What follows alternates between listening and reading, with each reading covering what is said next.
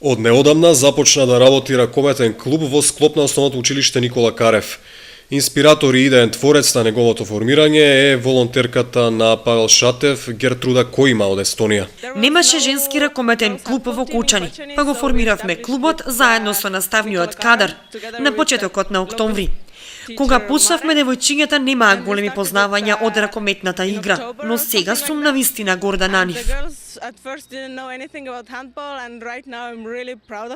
Павел Шатев ги информира спортските клубови дека можат да ги искористат можностите да аплицираат за средства од европските фондови. Дека ние како Сдружение Павел Шатев им стоиме на располагање да ги искористат можностите што ги нудат европските фондови за аплицирање за проекти со кои ќе се унапредува спортот во нашиот град.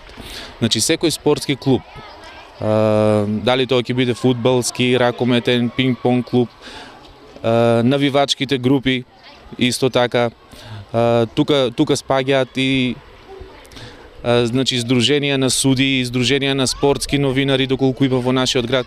Значи сите тие кои имаат регистрирано правно лице, невладина организација, здружение на граѓани во централен регистар под шифра како спортско здружение, да се јават кај нас за да им помогнеме да аплицираат за фондови од Европската Унија.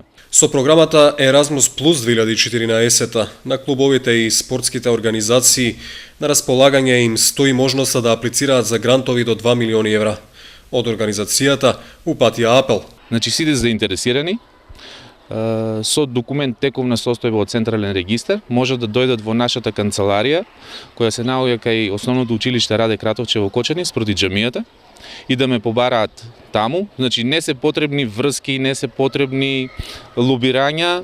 Дојдете лично, ќе поразговараме, ќе ви објаснеме кои се можностите кои ги нуди Европска, ќе ви помогнеме да напишете проект, ќе ви помогнеме да најдете партнери. Треба само желба од ваша страна. Во рамки на организацијата Павел Шатев, во Кочани во моментов престојуваат волонтери од повеќе европски земји.